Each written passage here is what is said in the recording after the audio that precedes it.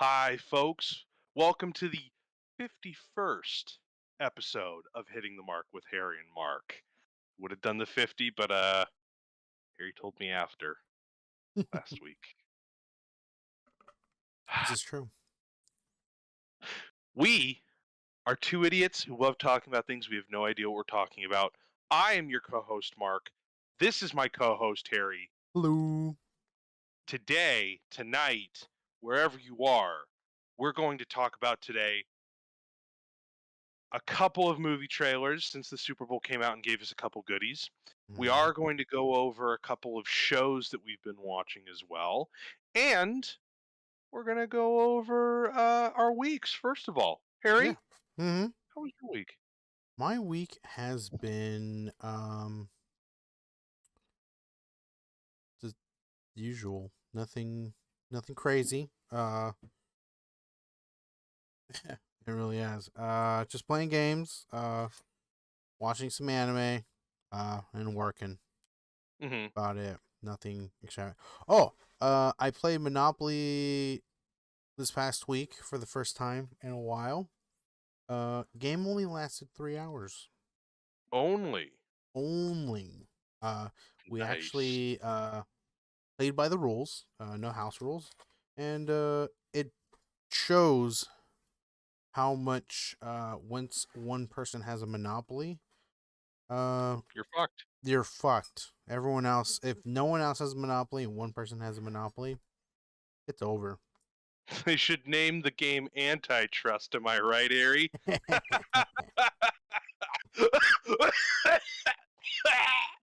Sorry.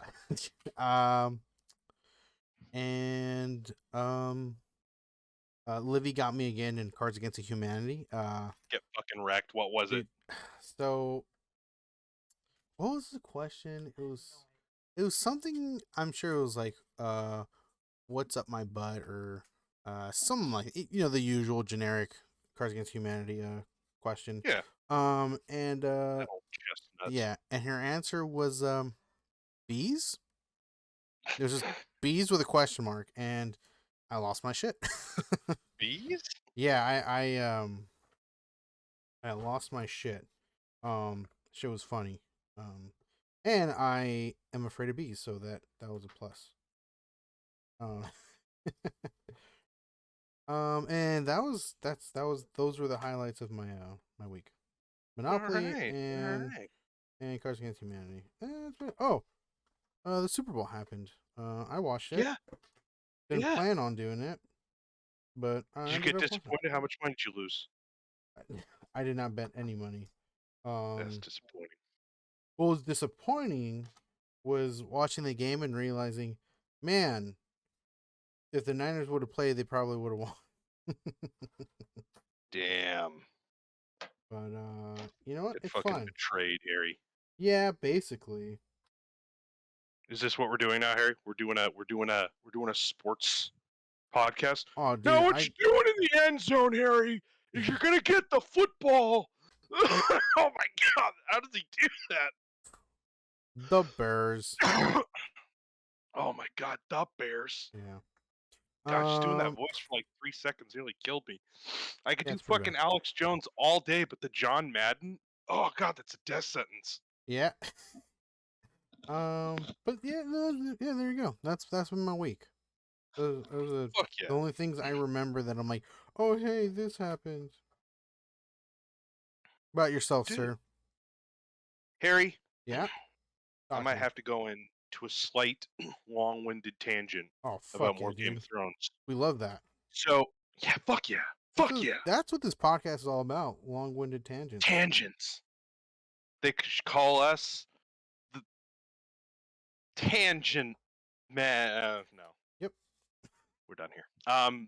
Okay, so my week has been a never-ending cycle of lost time and slow time at the same time. Ooh. Waking up all hours of the night in flop sweats. Mm-hmm. Yeah, Mm-hmm. that's horrifying.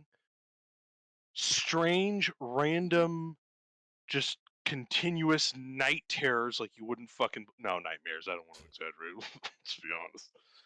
And then yeah, and then the reading and homework has been keeping me busy. Nice. Um, Reading during the week because the homework went to a slight standstill, but I got about 100 pages in. Okay. Um, literally the day after we podcasted, we got to my favorite Bran episode or my favorite Bran chapter. Oh. Bran is not my favorite character by any stretch of the imagination. Um, he, I believe, seems to be one of the end game kind of character threads. Right. Uh, I know. Oh wow, it's a pretty big call. I know we've all seen the fucking show. George R. R. Martin said Bran will be king, but that's pretty fucking cryptic. So I don't know what any of that means at the moment. But Bran seems to be going on an adventure or like an arc that I think is probably gonna converge with everyone else's. Probably in the last book. I don't think he's anywhere near ready at the moment from where I am. But anyway, Okay. um, Bran begins the story as the climber, uh, and Okay. he climbs into a terrace and sees something he shouldn't have.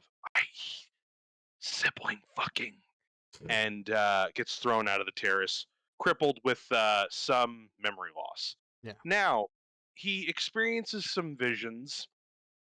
Realizes that he is a Hwarg, or a green seer, someone who can invade the minds of animals and other beings. I don't think we've gotten to the other beings part yet, but he can invade the mind of at least Summer, his direwolf. Hmm. He is aided by the Reeds, who are locals of Greywater Watch uh, and friends of the Starks. Hmm. Um, to head north, way north in the lands of always winter, to find a teacher for Bran. The deep north. Yeah, the deep north. You chew the chicken and let it slide down your throat. Oh God, wouldn't that be great if instead of Maxwin Sydow in that fucking cave with the tree, you just see little Nicky with his big fucking sweater Oh, with so his good. fucking hairdo. Oh, hey, Bran Stark. I'm here to teach you how to green sea. Ah, isn't it cold in here? Ah. Anyway, um, Yeah. so to the point, just to give people a point of reference now that I've already fucking backstoried everything. Bran, Jojen Reed, Mira Reed, uh, and Hodor are in a mountainous region between Winterfell and uh, Castle Black, which is about, I think, a distance of about 300 miles. I don't know how many leagues that is. I'm not a fucking idiot. So, or I am an idiot. I'm not a fucking league person. So, Yeah. at this point, he decides to ask Mira for a story, and Mira tells Bran about the tourney at Harrenhal. The tourney at Harrenhal is this big event that a lot of people have been mentioning. And it's an event which essentially kicks off Robert's Rebellion. Okay. So uh, she tells Bran the story of Howland Reed. Howland Reed isn't really in the show. Howland is Jojen and Mira's father.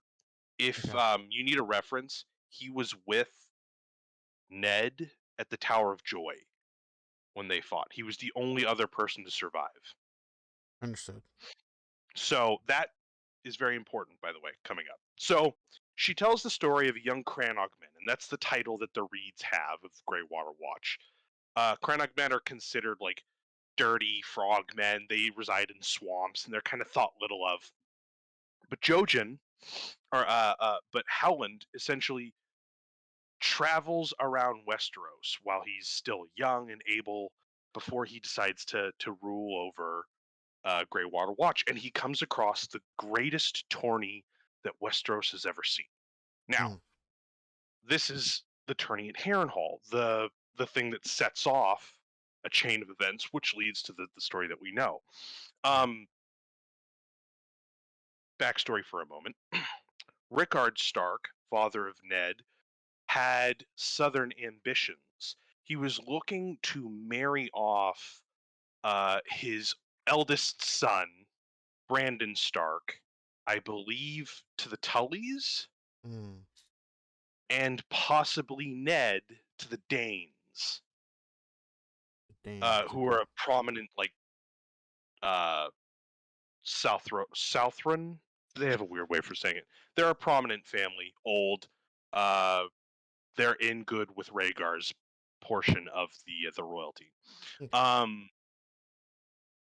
and Rhaegar, who has secretly bankrolled this whole store or this whole event, by the way, Mm. uh, has done this to get all of the prominent lords in one spot to tell them that, oh, like, hey, uh, my dad's kind of fucking nuts. I want to overthrow him really fucking bad so that he doesn't do anything stupid. Mm. And that's going fucking well for a moment. None of this is in the story, but this is part of the theory. I just bring it up because it's the tourney at Harrenhal. There's a lot of fucking shit going on at this moment. Okay. um, Howland is beset upon by three squires, and they beat him mercilessly. But as Muris tells the story, he is protected by a she-wolf and her young pup brother. In the story that she tells Bran, she doesn't use any names. She just uses, like, identifiers. Right. A red viper, a white cloak. Um, Brandon's title is the angry wolf. Lyanna is the she wolf.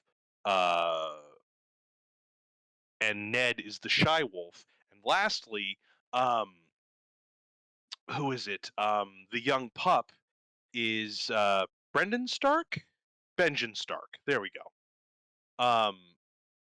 He dreams of entering the lists and getting revenge on the knights of the squires, but essentially decides not to. The following day, the Knight of the Laughing Tree, a person in mismatched armor with a shield bearing the sigil of a weirwood tree, enters the lists Mm. and defeats all three of the knights of these squires. And instead of ransoming their armor and equipment and horses, simply asks that they teach their squires honor, which they do. Now, this pisses off the king, who has actually decided to come to the event. Uh, Rhaegar wanted to do this because he didn't think his father would trust traveling, and has become, at this point, really, really, really fucking psychotic. And Yeah. his relationship with Tywin, who I mentioned last week, is at the moment the hand of the king. Uh, their relationship is on the edge too. And this is also the event where Aerys, the Mad King, makes Jaime a member of the Kingsguard, officially ending Tywin's relationship with Aerys, his professional or friendship or honor or Mm. whatever, his loyalty, Right. as so to put it. Back on track. I'm sorry. Aerys the Mad King sees this person who is essentially kind of upstaged everyone, and commands that his son Rhaegar capture the Knight of the Laughing Tree. We don't know anything about what happened. Mira doesn't go much into the story. The main story follows him going to the tourney, being beset upon by the squires, a knight in the Knight of the Laughing Tree avenging Howland's name, Mm-hmm. um, and then finding the armor the next day on a tree discarded. Uh, Right. Now, for anyone who knows the story, you know that at the end of the tourney, Rhaegar wins. He probably doesn't win fairly. He had to go up against a couple Kingsguard and a couple loyal friends, and I would imagine they glanced a couple blows so that he could win. But a prize is he gets to announce the Queen of Love and Beauty, and instead of naming his wife Elia Martell of Dorne, he names Lyanna, Mm. the she-wolf. Now, part one of the theory is that the Knight of the Laughing Tree was never identified. Alan says he wants to, but says that he lacks the fighting skill to take on the three knights. The three knights are of a middling to lower status, so it's probably fair to say that they weren't particularly skilled. Mm-hmm. Mm-hmm. So a wide number of people could have taken them on. The theory is that it wasn't Howland who was the Knight of the Laughing Tree. It was Lyanna, Mm. the she-wolf, who, with the help of her brother Benjen, found some mismatched armor, joined the lists under a false name, the Knight of the Laughing Tree, and Right. fought to defend Howland's honor. Well, he didn't. The knight didn't explicitly say that, but Hmm. it's fair to say that his honor was, defended from that. So I think it's fair to say that Rhaegar, at some point, does find out that Lyanna is the Knight of the Laughing Tree, but does nothing. At this point, Rhaegar is kind of consumed by prophecy. He believes himself the prince that was promised, the the one who must birth or who must bring about the dragon must have three heads, right? Yeah. He believes he's the one to stamp out the darkness and so on and so forth. And his wife is incapable at the moment of having a third child. He believes his daughter, Rhaella or Rhaenys, I can never remember if it's Rhaenys or Rhaella. It doesn't matter. I'll say Rhaella. He believes that Rhaella and his newly born baby Aegon are two of the three dragons, and Mm. begins what we can imagine is a relationship with Lyanna following this event. Now, naming her the Queen of Love and Beauty offends everyone. It offends the Dornish, it offends the Starks, it offends the Baratheons. Robert, who is clearly fucking in love with her and betrothed to her already, it offends everyone, and it ruins Rhaegar's chance of forming an alliance to peacefully, or at least easily, overthrow his father. Mm-hmm. So the second part of this is the other portion of the theory Mm. that we're just going to assume that John is a Targaryen. We'll just go Right. with that. So the second portion of the story is at the end of the war, Ned uh, Ned has now uh, climbed the Tower of Joy, aided by Howland Reed, and has promised Lyanna Stark what I can imagine is to protect Jon Snow or her son, Rhaegar Right. and Lyanna's son. Um, this is the second portion of this little story. I'll hurry this up as best I can.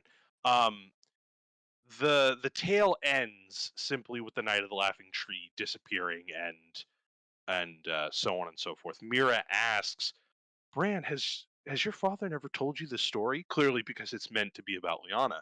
Right. But Howland, assuming she learns this from Howland, her father, is telling the story and says or makes mention of a woman with purple eyes. I don't know who this person is quite yet. I'm assuming it's Ashara Dane. Ashara Dane Mm. is the woman Catelyn Stark in, I believe, the first book assumes is John's mother. Oh, okay.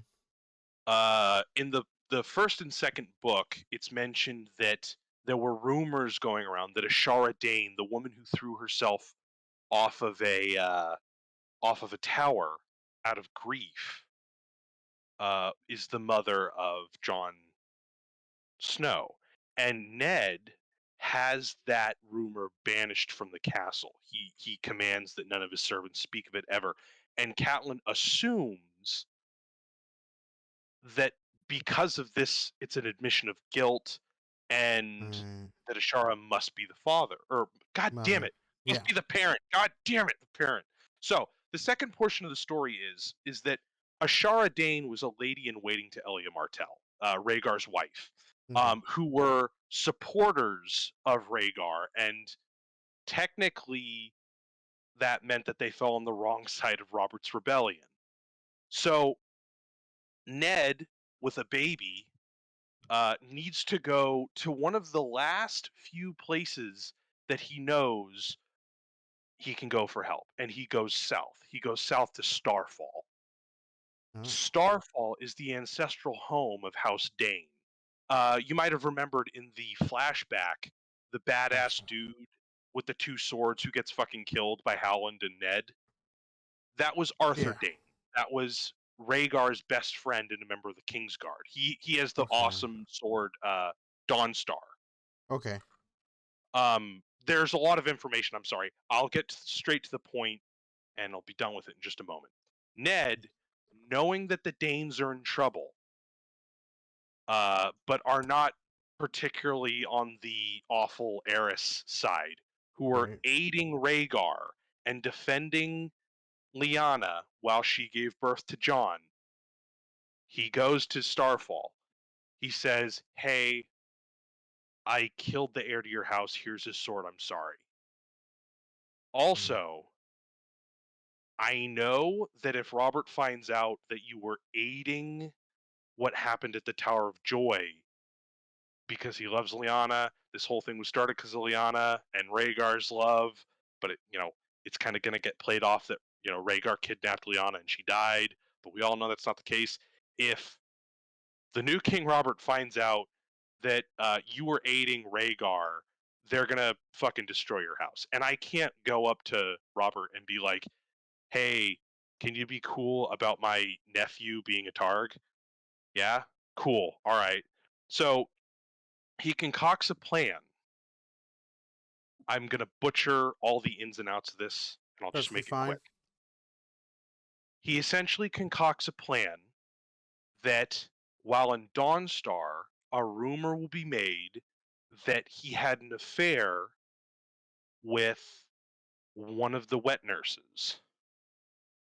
Okay. So he goes down to Dawnstar, returns the sword, gets some booty, and then goes up with a kid or something along those lines. Has Yeah. some kind of affair and so on and so forth. Um,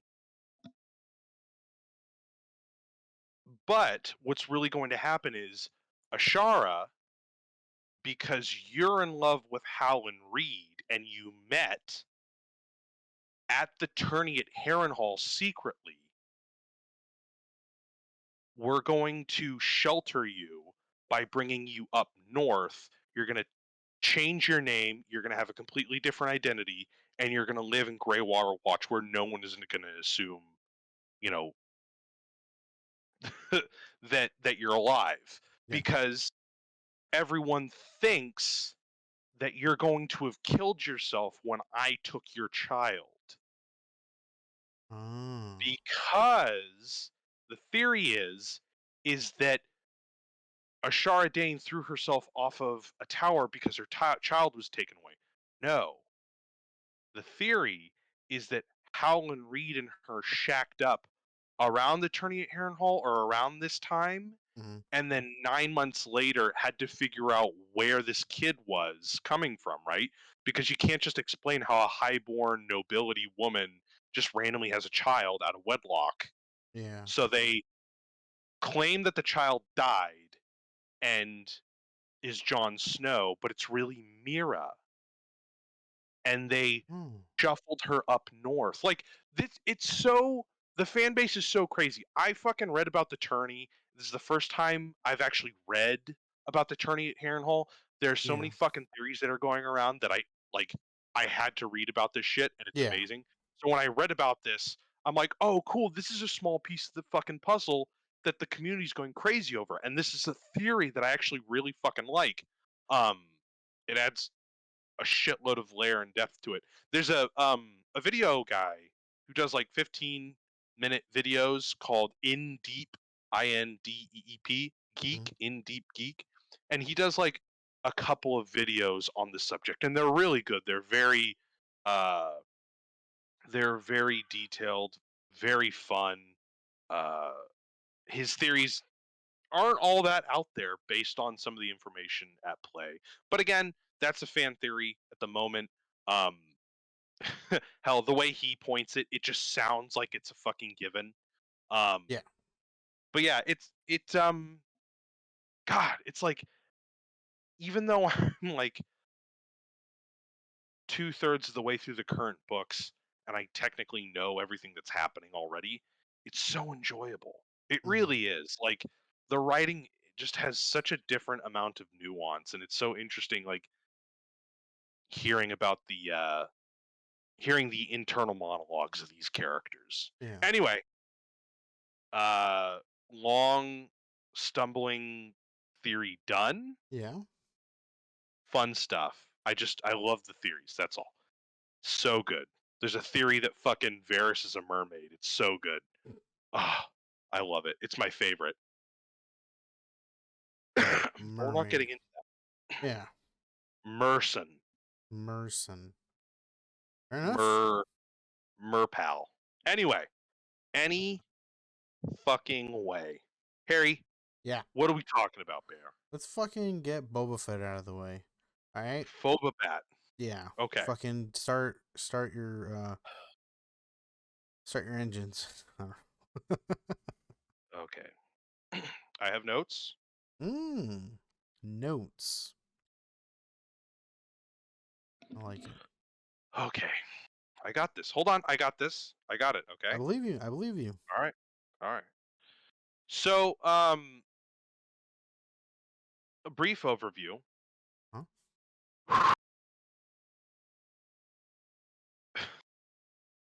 Most of the story follows Boba Fett, ex bounty hunter, um, one escaping the Sarlacc pit where we last saw him in episode 6. Yeah.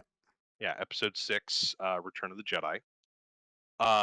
Falling into the hands of a Tusken Raider group who welcome him as their own, only to be killed due to escalating turf warfare with a local gang.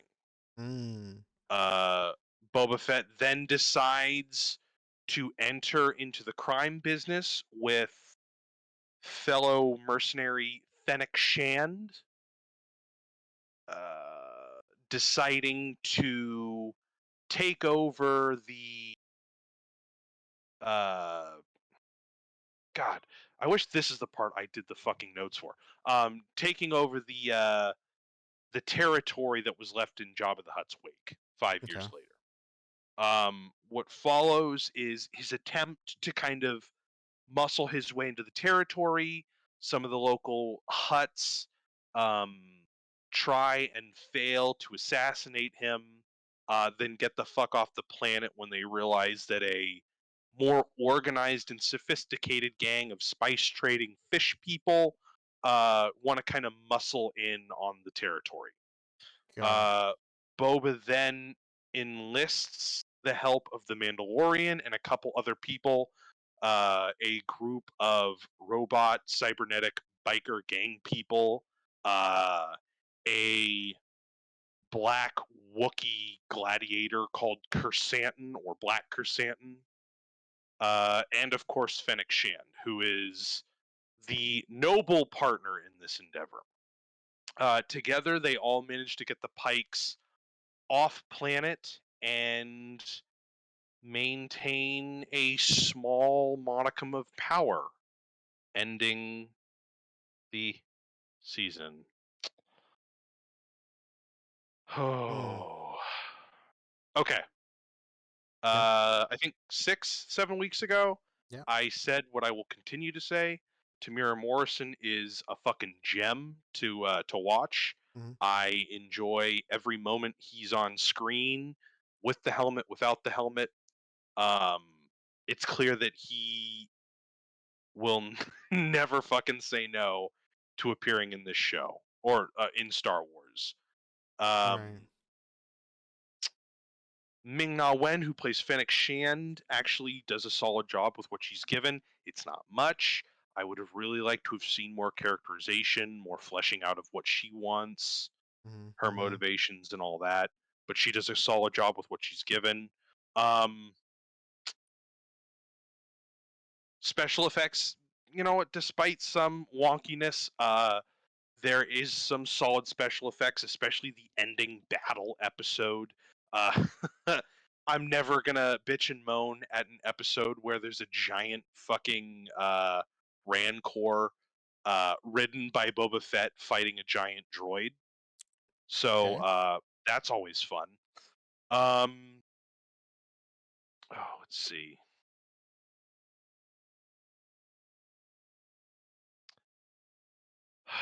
You know what? Yeah, fuck it. The music's still good. Yeah. I find it Yeah. a tad derivative of like The Mandalorian. Uh, Mm. I don't know why they didn't keep the didgeridoo music from the second season. I Yeah. loved that shit. It had a great sense of foreboding, intimidation. The music in this is still good. I'll stand by it, but it does feel a little derivative of the Mandalorian theme, a little uplifting and a little lonely and kind of like a lone rider kind of feel to it. Um, Yeah. hmm, Practical effects are solid. Some of the special effects are really enjoyable. Uh, Gosh, I don't mean to pad something. I do genuinely I enjoyed these episodes. I'm just frustrated. I think is Mm-hmm. what I'm Mm-hmm. trying to say. Uh, I'll go into the things that bothered me. Okay. The first two episodes of Boba Fett juggle the moments pretty much immediately after we leave Tatooine in episode 6. Mm-hmm. Him crawling his way out of the Sarlacc, uh, joining the Tusken Raiders, defending the Tusken Raiders against uh, a gangster group that's kind of like transporting goods through their territory and killing them to do it. Got it. Um, and the ensuing escalation leading to their death. Spoiler alerts, I apologize for anyone. So that's pretty much 2 or 3 episodes. Um, Half of each episode is committed to going back to this let's go and like explain what he was doing on the planet. And the other half of each of these 3 episodes is him kind of getting his bearings in Mos Espa, I believe it is, Mm-hmm. trying to worm his way into being the crime boss and building legitimacy, as it were. He is the crime boss apparently, but just does not have the legitimacy that Jabba the Fett had. Jabba the Hutt. Jesus Christ. So good. Um, Whatever. So then we get one episode where Fett kind of builds alliances. He, as I said before, he builds an alliance with a cybernetic group of bike riders that Okay. has gotten quite a bit of derision from the fan base. I'm just Mm. gonna like outright say that I don't care. Like I don't like the look or the vibe or like how they fit into the story, but like I don't care as much as everyone thinks it matters. It was a reference to George Lucas's movie American Graffiti, and it's fine. I'll get into that in a moment. Uh, and then it, it just flips the script and becomes The Mandalorian. For 2 whole episodes, there was a 2? bit at the end. The Mandalorian. For 2 episodes. Yeah, for 2 whole fucking episodes. Huh. Okay, please explain. So this is where it gets interesting.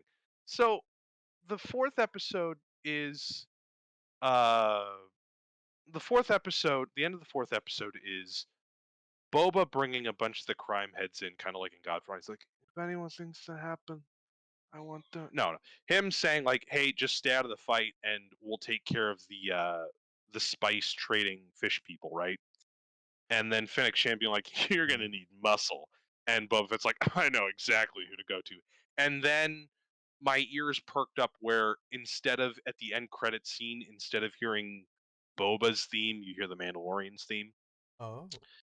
Episode 5, what I thought would be a partial episode, follows the Mando Hmm.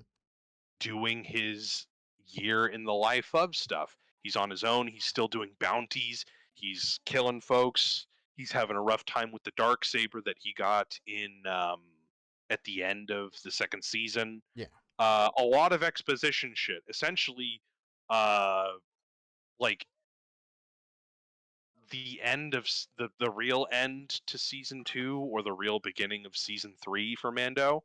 Okay. And I was thinking, oh, okay, so he's gonna get a call 20 minutes in, and the rest of the episode is gonna be him talking with Boba and all this, right? You would think No, so. no. Hmm. The entire fucking episode is him going to the armorer, making some armor for Grogu, and getting in a fight with one of the other Mandalorians over the sword. So it was literally another episode of The Mandalorian. Yeah, and then he goes back to Tatooine Okay. and is like, "Hey, that one chick in the last 2 seasons who's on Tatooine, I need you to make me a new ship." And she's like, "Oh, hey, don't worry about it, I gotcha." And then makes him a new ship, and it's like a fucking hot rod. So his old ship, the Nice. Razor Crest, is like a giant Winnebago, Mm-hmm. and this one is like a fucking souped up hot rod. Kick ass. And that's it. He fucking gets his new ship, takes it for a test drive, and then Fennec Shan is like, "Hey, we got a job for you," and then credits. Huh. And I apologize if I'm dragging it down because No, you're good. this is where it gets. I don't know. So he then I believe goes to meet Cobb Vanth, the lawman of Mos Pelgos, Yeah. who initially had the Boba Fett armor. Oh, right, He's right. like, "Hey, I need your help," and Vanth is like, I ain't helping a fucking crime boss." And he's like, "If you don't, the spice fish people will take over everything. It's better to help Boba and do this than, deal with a highly sophisticated and competent group of fish people." He's like, I don't fucking like fish. So we'll talk about it. We'll talk Right. about it. And then you're thinking, okay, so this episode is about him kind of negotiating between Cobb Vanth and Boba Fett. So that might be like an interesting dynamic, right? Yeah. No. Mm. He fucking leaves Tatooine and then goes to fuck all whatever planet that Luke is setting up his Jedi Academy. Huh. He goes to this planet, and half the episode is Luke training Grogu, kind of like a mirror reflection of how Yoda was training Luke, Yeah. except they CGI'd Mark Hamill's face Mm, onto some actor, and instead of just like letting the guy act, it's like, oh, it doesn't quite sound like him, but whatever. They just synthesized his voice and like mm, you know how it is, right? Where they like have like a million different scenes and they compile it all and they try to fluidly make it sound like the things that he said like 40, 50 years ago are what yeah. he's saying now. Yeah, so it sounds stilted and silly. And yeah, I'm not going to get into that at the moment, but you have a CGI looking motherfucker training a puppet, and then Huh. Ahsoka comes in, tells fucking Mando, "Hey, Mando, you can't be here. You're upsetting Grogu because he misses you, you know, and yeah, maybe he's got the heart of a Mandalorian, but he needs to be a Jedi." Mando's like, "Oh, cool. How about I give him this chainmail that I made for him? Ungrateful little shit." They're like, "I don't know. That might make him more Mandalorian than Jedi, but we'll think about it." And Luke is like, "All right, Grogu, big guy, you got to make a choice because you can't, be both of these things. You have to choose. Do you want this cool lightsaber from a dead green guy that died like a couple of years ago, or do you want this chainmail?" And the fucking Grogu chooses the chainmail. But Of course. essentially, Mando believes that Grogu has chosen the life of Jedi, so he goes back. He's like, "Ah, fuck. I guess I'll help out these people." The ending of the fucking episode Yeah. is a fan favorite character from the animated series, Uh, what is Cad Clone Wars? Bane. Yes, Okay, never seen it. Cad mother. Oh god, his design was so silly. I thought he was so stupid looking when I first saw him, Mm-hmm. and then like he grew on me, and now he just looks stupid again. But that's just a personal thing. We'll get into that later. Cad Bane shows up, tries really fucking hard with the 2.5 minutes that he fucking has Yeah. to be intimidating, and shoots and kills Cobb Vanth. Okay. Yeah, that's it. Episode 7 is the big fight scene. I'll admit there's some really solid stuff in there. You know, Boba and his team are kind of on their own. The other syndicates or the other uh, mob groups have betrayed Boba, and instead of being neutral, have sided with the fish people, and they're Ooh. kind of betraying him and backstabbing, and it's like this big alleyway gunfight thing. Mando comes in and he's helping out, and then you find out fucking Grogu's here and he's helping out a little bit. Um, the people of Mos Pelgo, aka Freetown, Mm-hmm. uh, the death of Cobb Vanth has pissed them off, so they're here to help. And then Cad Bane, with his 5.5 minutes of screen time, tries really hard to be intimidating, and him and Boba have like a thing going on. I'll get into him in a moment. They have a shoot off.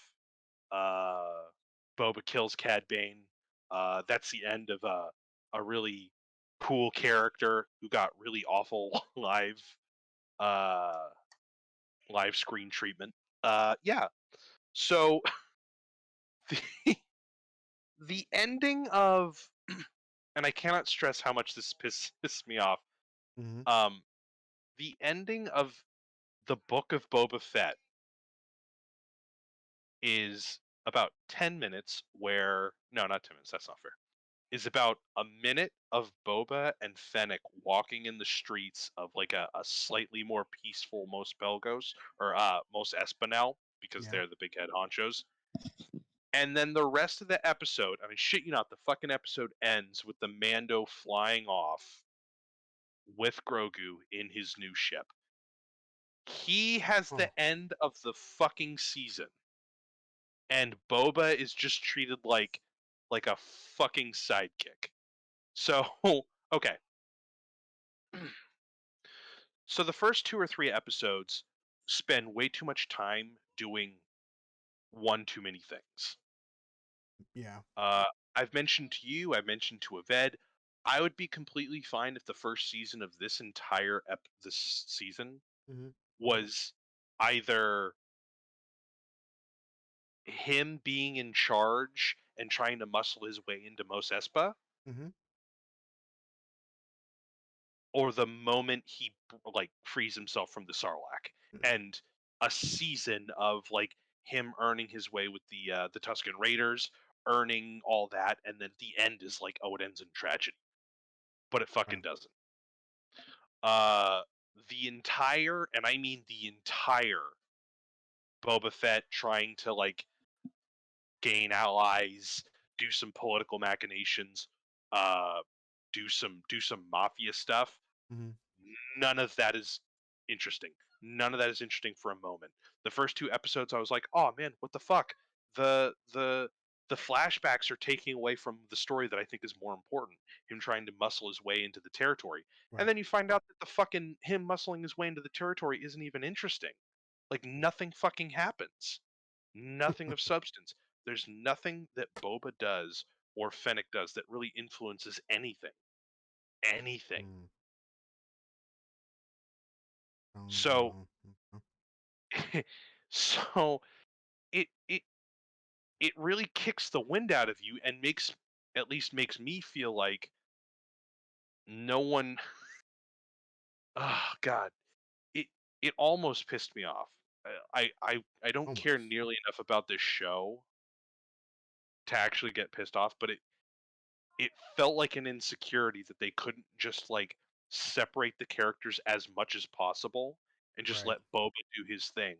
It's like, oh, we need Mandalorian, but we can't just do Mandalorian. We have to do 2 episodes of a show that's already floundering when it comes to pace and completely derail the story so that we can figure out one, what's happening to Mando, and then do some fan servicey stuff where we see a zombie with a CGI face talking like in a weird way. I will always Mm-hmm. appreciate fun little CGI stuff like that. It's fine. I don't care. The ending bit in Rogue One when Leia, you see she is CGI'd, that's Yep. fine. The bit at the end of the Mandalorian season 2, that's fine. But if there are going to be substantial scenes, I Yeah. will always prefer a physical actor with like give him like a slight look-alike face or Yeah. something. I don't need it. It doesn't help the story. It's bad enough that they're already taking away. It's it's fascinating now that I think about it because Mando takes away from Boba's story and then Grogu and Luke Skywalker's story takes away from the Mando story in the next episode. So it's it's just time wasting. It's Yeah. time wasting because the story that I thought was going to be really fucking fascinating with Boba Fett turned out not to be fascinating at all, and I really think they could have fixed that if they didn't like spend their time jerking off with the Mando and Luke Skywalker. Pardon my saying. Right. Um, and then we're introduced to Cad Bane. Hold no no hold on. I'll get to Cad Bane in a moment. I will say, um, Mando's new ship is kind of nice. It's a repurposed starfighter from Episode One of the Phantom Menace, except Mm. the color is stripped off, so it's chrome like the Razor Crest, and it's Yeah. got like a souped up hot rod kind of look to it. I do like that. Mm. It looks good. I appreciate that they reused some old material and they made it new. So I'll give them that. So back to fucking Cad Bane. Cad Bane is kind of like Clint Eastwood from one of those spaghetti westerns, kind of the toothpick chomping, big hat wielding, Mm-hmm. poncho wearing guy. Um, he is kind of like the substitute for Boba, I think, in a way. I don't know how to explain this clearly. Cad Bane is introduced in the Clone Wars show as like this ruthless like in it for the money bounty hunter. He grew up in these mean streets of a ghetto. He kind of, is a bounty hunter for, for the paycheck, right? Right. It, there's nothing really like deep about him, but he's still a pretty solid character.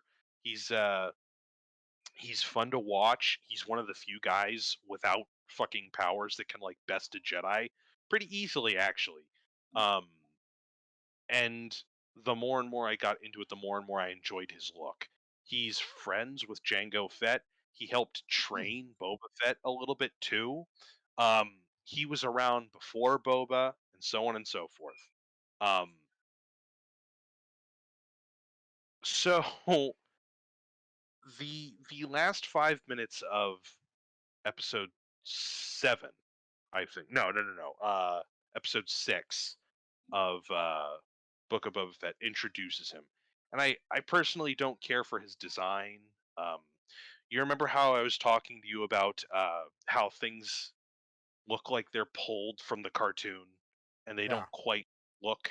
He's kind of got that a little bit, where like he has like a hat, and it's like a very Western looking hat, except it's like how do we make it look like it's Star Wars? Oh, let's put some metal on it. Mm. And like that design looks good in the cartoon, but it doesn't quite look good in the show. Okay. And then he has like this long jacket and these like gauntlets and whatnot that just kind of like if he flung his arm really hard, it looks like they just fly off. Um, I understand giving fans like a visual, like, oh, this has to look, oh, it's important that this looks like the character, or looks like the thing that you Yeah. like. But I'm more of the mind that if it has, if it's impractical in the show, it shouldn't be impractical in live action, which Right. means that you should probably change it up a little bit. Um, I think his design is too much one to one for the show. That's just my opinion. Um, I'm really appreciative that they got the same voice actor Yeah. who delivers 100% with what he has. He does generate some intimidation, I will give you that. He has like this lone like gunslinger vibe that the cartoon show imbued in him that he Yeah. has in this that works. Um, so yeah, he he says a couple mean and intimidating things.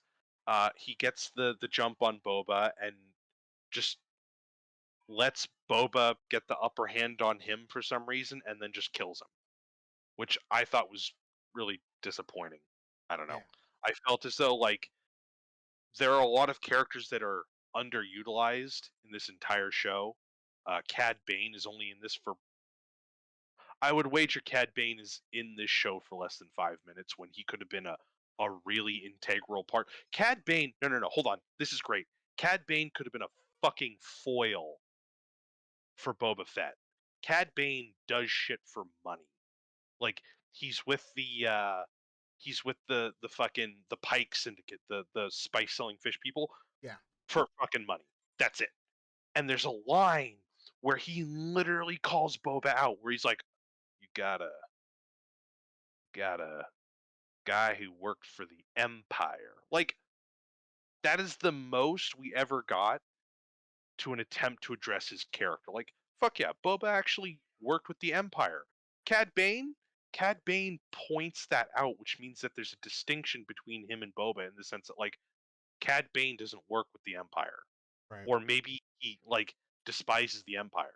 But like that like that conflict as to who Boba is never fucking addressed.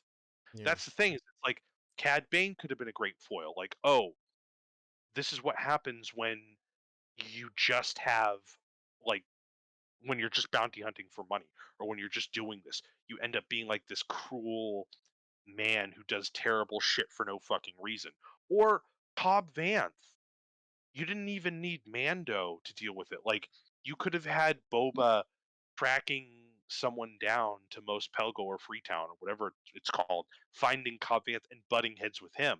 Cobb Vanth could have been another great fucking like foil. Like, oh, they both want to get the pikes out of the city, but what is Cobb Vanth willing to do, or what is Boba Fett willing to do that Cobb Vanth won't? or vice versa. The whole point of foils is you have these two characters next to one another and you find out what makes them distinct. Mm. Like Arcane is so fucking good with foils, right? Because you have Victor and then you have the other guy, the guy who becomes the politician. Yeah. They both do the exact same thing, but they make different choices, and you see how they're different based on the choices that they make. Vi and Jinx Hmm. technically are doing the same thing, or they're both similar characters, but they have different choices. Yeah. The same thing with Vander and Silco.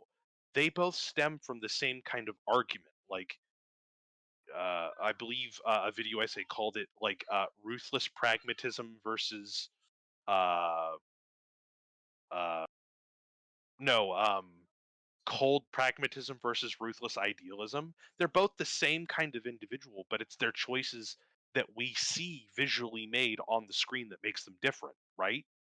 Right. So there are so many possibilities where you could have Boba, who at the moment is very poorly defined. Like, I don't know who the fuck he is or what he does. All I know is that the writers seem to have made him incompetent and lazy, which Mm. is something that I don't think they intended to do. Um, yeah. And then they have the fucking nerve to say at the end of it, Boba actually says, after they've like wrecked part of the city, killed a bunch of people, um, done a Godfather, like, we shouldn't be doing this. Maybe we shouldn't be rolling this place. Like, come on, dude. Seriously. Yeah. It's just there's a there's a there's a really fun article. Uh, there's a really fun article I think on Kotaku or Eurogamer or something that essentially tries to rationalize that, like, oh no, the show's actually really good if you look at Boba for what he is, like a short-sighted, greedy idiot. Like, oh yeah, no, it totally makes sense that like his greed in fucking with the Pikes, with the Tusken Raiders would get them killed. Yeah, like totally, that makes sense. Or like the fact that he keeps failing upward with maneuvering people in positions. No, it just feels like lazy writing, or it just feels like an attempt to Right. like an attempt like it sounds interesting. It's fun head canon and it makes a lot of sense, but I don't give the writers that much credit. If they wanted to make a farce about like an out of touch incompetent bounty hunter kind of failing his way to the top, I actually really think that would be great TV. I really do. But the Okay. fact that that's not what they intended makes that cool idea a sloppy show that's happening right now. And it makes what they really intended, which was like you know, I'm gonna rehabilitate my ways and become a gangster kind of thing, really, really, really milk toast. It's bad enough, one, that I have no idea why Boba like wants to join the Tusken Raiders. Yeah. It's bad enough I have no idea like why he wants to join or form a crime syndicate. I have no like I don't know what he fucking wants, and it doesn't make sense the things that he does want or does, because none of it's really even established at all. Like Yeah. I get that by working with the Tusken Raiders he's changed, but I don't get like what he was before, how he's changed and changed to what. Like how is how is becoming a crime boss like changed as a product of living with the I'm beating a dead horse with a stick. I feel that there was so much wasted potential, and it's like what I said before. I feel like the character. You know what? Fuck it. Yeah, I think I said this in like the third or fourth episode. um, there wasn't much to this character. Yeah. Um, I don't think the writers were good enough to actually imbue this character with any actual qualities. I don't even need them to be redeeming. That's the thing. Mm-hmm. Boba, from what I've seen in the comics, or some of the comics and some of the expanded lore, has always been a cold-hearted bastard. Mm-hmm. And if they wanted to do a redemption arc, that's fine. If they wanted to keep him cold-hearted, also fine. But Right. none of that was done or even attempted to establish. It was just he has to do these things one thing at a time because that's the story that we want without considering like how to do it and so on and so forth. Like Yeah. Fennec Shand. Fennec Shand in the beginning of the fucking season, first episode, is talking about like, oh, what's the kind of person that you want to be? Da da da da da. You know, with this, you kind of got to rule through respect or fear. And I'm like, oh, wow, she's saying that because that's going to be the main point of the story. That's going to be the main crux, right? Yeah. Like, oh, he's going to have to make decisions to be the bastard that he was before, or is he going to try to carve something new with his new outlook? And they just completely outdid that.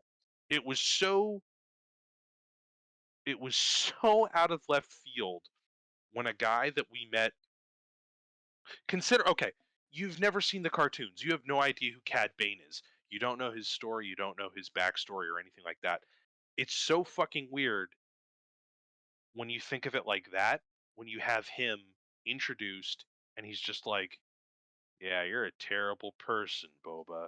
And he just kind of like understands the story Yeah. more than the people who wrote him.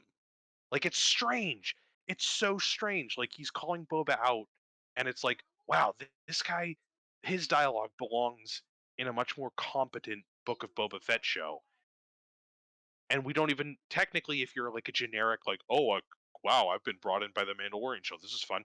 You have no fucking clue who Cad Bane is, and this fucking blue-skinned, red-eyed fucking freak just sounds intimidating for a couple moments, has a really good couple of points, and then just fucking dies.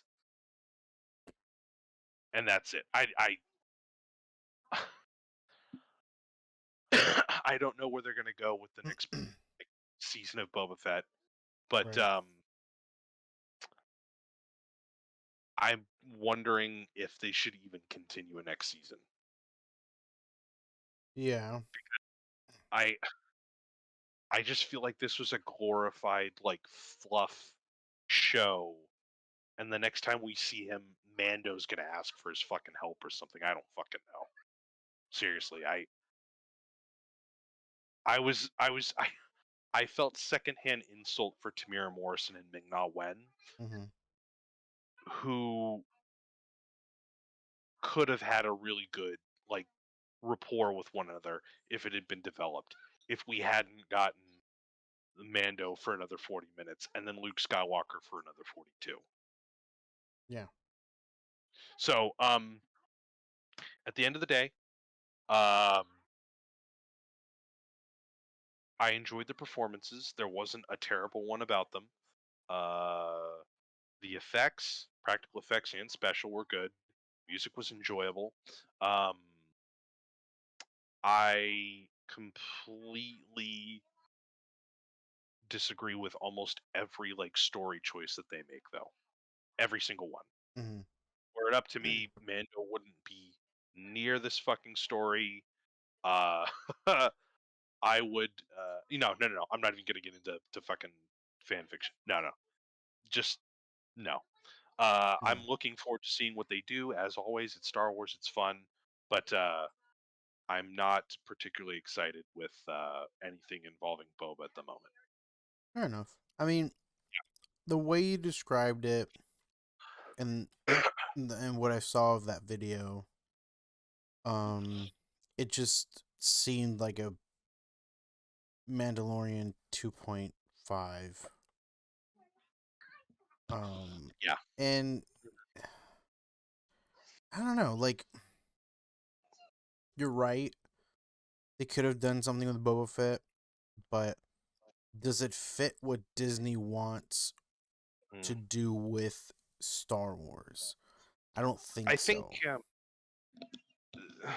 I personally don't think so. I don't think Star Wars was ever particularly violent. Like I know there have been Yeah. bouts of like, oh, I lost my hand, or like, oh, I got my head cut Yeah. off.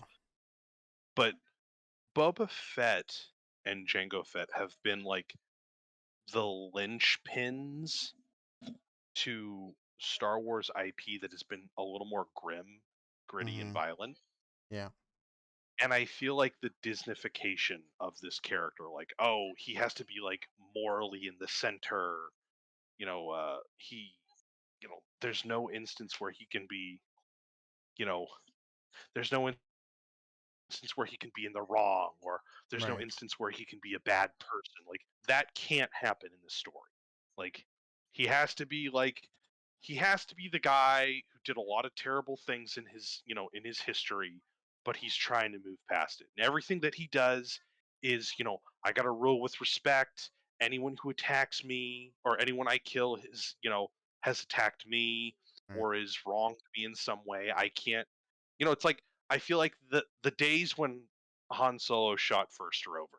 It Yeah. always has to be the hero who does everything heroic in some anti-villain shade or another, or Mm-hmm. anti-hero shade or another. Yeah.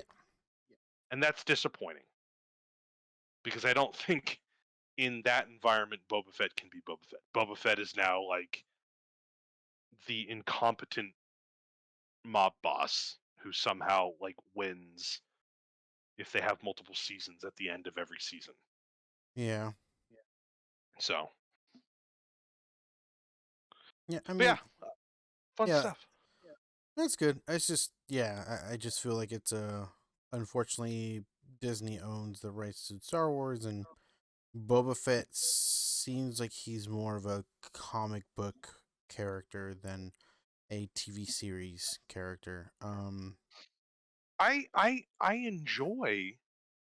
enjoy some of the artistic choices that they wanted to do. Like Mhm. again, Tamira Morrison, he definitely imbues the character with like a gruff demeanor. Yeah. Uh, and I enjoyed when he did Django. The two characters that he plays do feel distinct. Okay. Like I do notice that. But like he has no. You know what? Hold on. The real fucking star of the show is Ming Na Wen. Not the real star, but like the person who like should be doing the heavy lifting Yeah. but isn't shown is Ming Na Wen as Fennec Shan. They Okay. did some stupid thing where they like copied and pasted the character into one of the Star Wars shows, and she Mhm. has the exact same outfit, even though like that would make her like 50 something. Anyway, fuck it, whatever. The idea of like an ex-imperial who's a bounty hunter now, who's trying to do good, like that's something that we've seen a lot more now. We have Finn, we have Mayfeld, who's my favorite character of this new lot of characters. um his scene in season 2 where he just pops that dude, Yeah. uh that's my favorite fucking bit. And they did more for a character like Mayfeld than they did for Finn in fucking 3 movies. And that's, oh god, that pisses me off. And I feel like that same courtesy was not extended to Fennec Shan, who I think could have been such an amazing character. And Ming Mhm. Na Wen does such a great fucking job with nothing. And Tamira Morrison has like an inch above her, but like they both have nothing to work with at all. Right. At all. They get no characterization, and that's what kills me. It's like Tamira Morrison is actually excited to be in this like fucking franchise. The fucking legacy folks, fucking Mark Hamill is happy to come back to the franchise if he's voice acting some ugly, grotesque, like 3 asshole looking creature. Harrison Ford, like, he hated this fucking franchise before he even fucking started it. Yeah. Like, he was born hating Star Wars, and that's fucking fine. Um, fucking Hayden Christensen got so much shit. It's a miracle he's coming back. The fucking kid who played Anakin in the first one, Mhm. That fucker destroyed every ounce of Star Wars Yeah.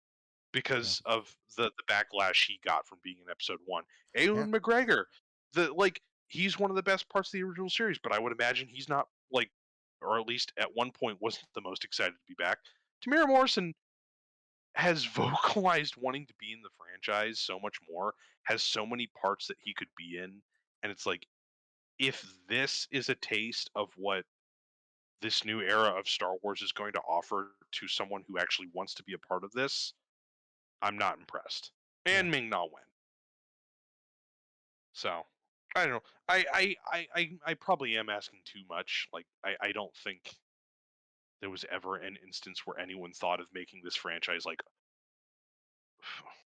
I can't even say that the show was PG-13, but like I can't even think of an instance where they thought of making this show like a hard PG-13 at all. Right. But yeah, it just I thoroughly disappointed. Yeah. I mean, it's it's Disney. I mean, whether it's Marvel or Star Wars at this point, if it's gonna be series, it's gonna be. I'm sure it has good intentions, but it just doesn't stick. It just doesn't Yeah. land. It just doesn't stick the landing at the end. And It's less land sticking and more slips right before it gets the chance to jump. right, yeah. So anyway, unless there's anything you wanted to add, I think I'm done bitching and moaning about the Um. picture book of Boba Fett. I have nothing to include for the show, so Okay. that. All right. Um. So you wanted to bring up Peacemaker to compare. It's so heartbreaking.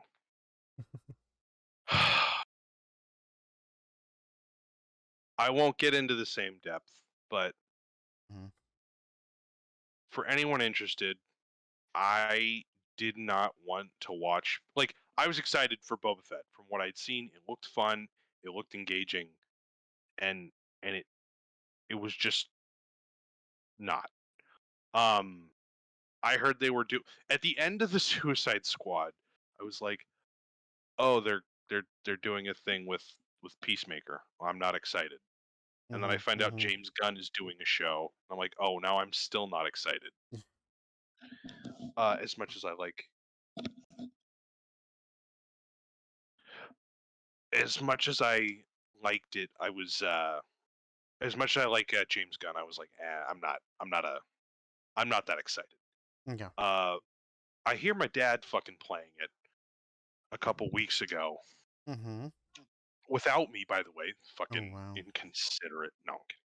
So he's playing it, and some of the jokes in it just land for me from what I had heard. I was like, fuck it, I'll give it a watch. I'm on HBO and I give it a watch, and it is surprisingly more thoughtful than I thought.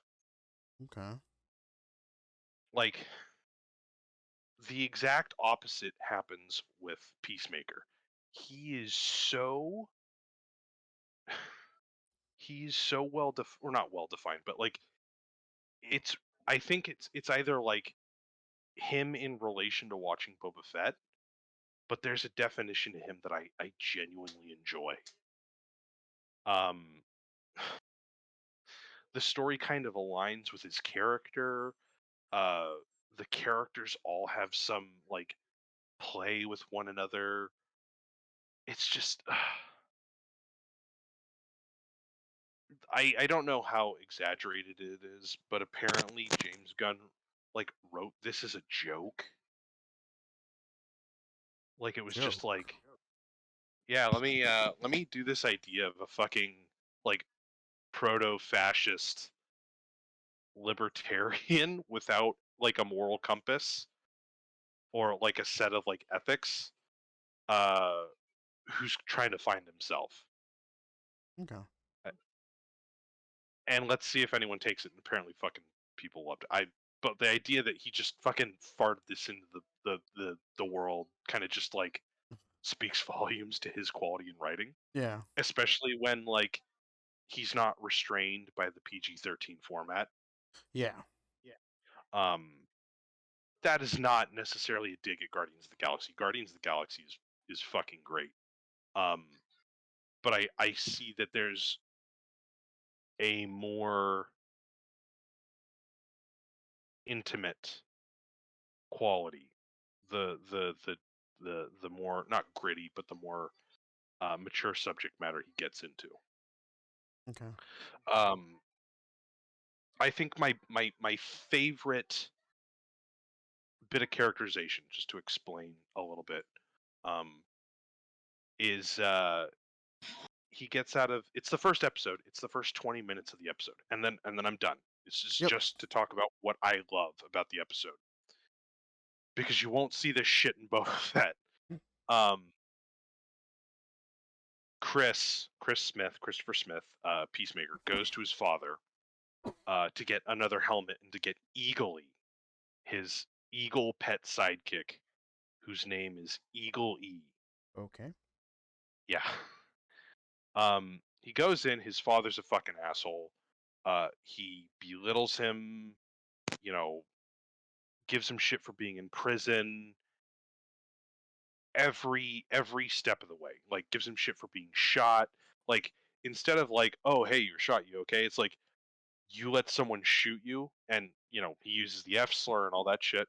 But it's clear that that from the moment he's introduced, his father despises his son. Mm-hmm. And it's clear in that same amount of time that Chris will do anything for his father's approval. Yeah. And it's heartbreaking. The this moment they're sitting down and there's like 30 seconds of absolute silence where they're just eating. And then he goes in and tells his father the story, and this is almost completely out of character, by the way. He Oh. tells his father the story of of Deathstroke, or not Deathstroke, Bloodsport, about how his father did the whole rat thing, Yeah. and and so on and so forth, and threw him in a vat of rats, and his father starts laughing, and and it's the only amount of emotion, positive emotion, that we've seen uh, between Chris and his father. So he keeps going and going and going with the humor in the story, Yeah. and it seems like it's wow, he actually finally got to his dad. It was kind of fucked up that like Chris kind of belittled who he was to make a joke about someone just to get his father's approval. But at the end that it's okay, right? Because he managed to connect with his father. And then his father looks at me and says, "And is that the guy who shot you?" And the look on Chris's face just disappears. Like I didn't think for a moment that there was anything, as I said before, that there was anything to the character of Peacemaker. Like I get like, oh, there's some quality to him. It's a James Gunn movie, so everyone has a bit of character to them, right? Everyone has a bit of characterization. But Yeah. the show transforms Peacemaker, Chris Smith, Oh. into a kid. Hmm. Like a kid with human emotions, Yeah.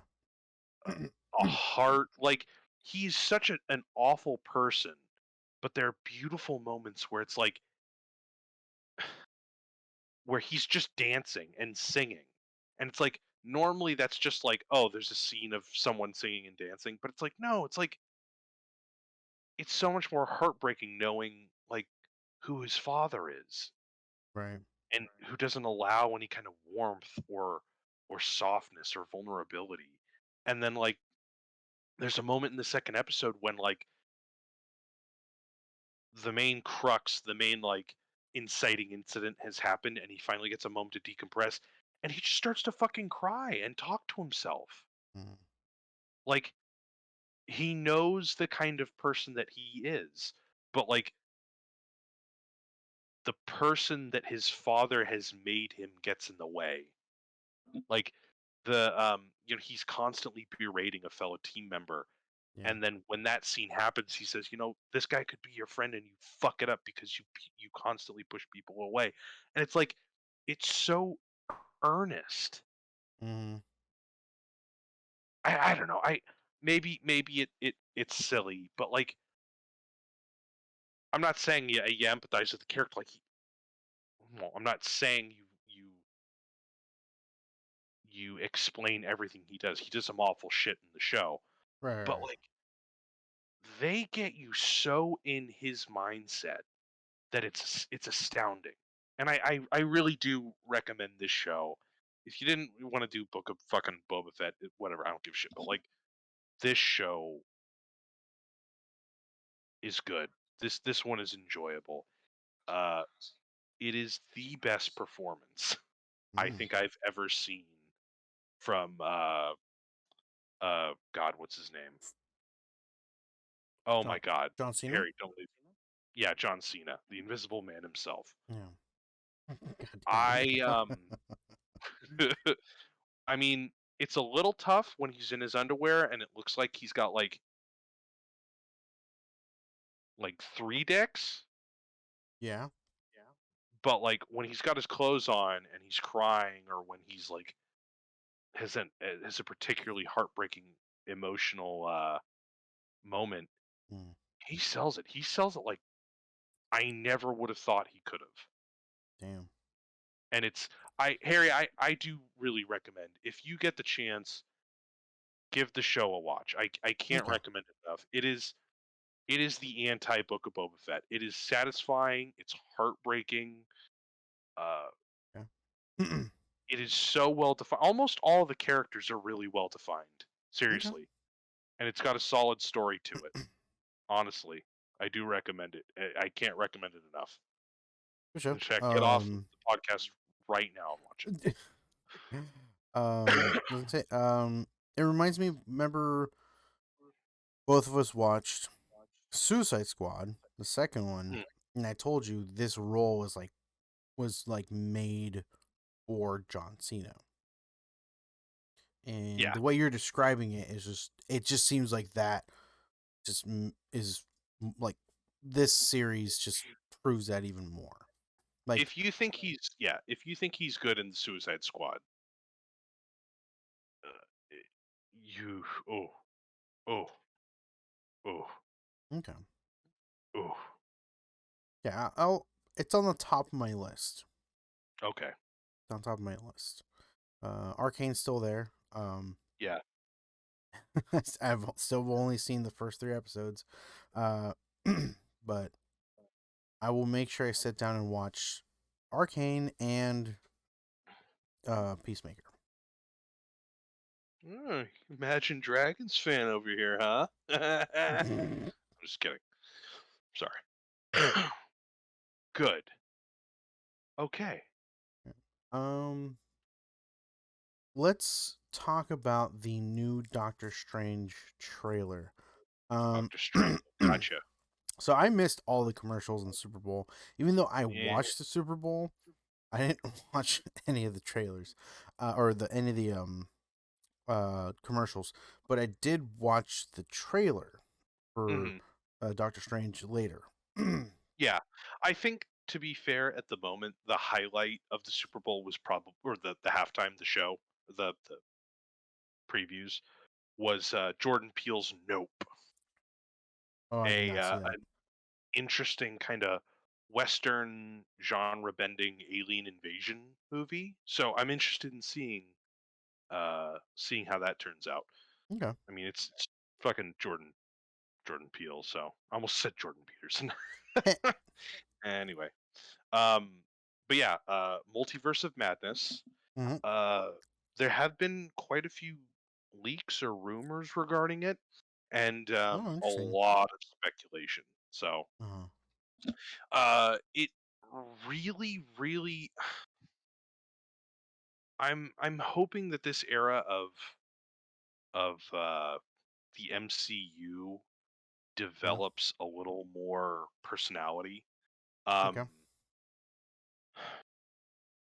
Eternals kind of this. I'm getting to a point with this. I'm Right. sorry. Right. Yeah. Eternals.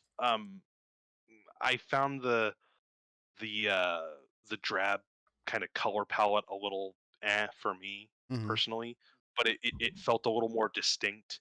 Um, Shang-Chi I felt was a little visually generic personally.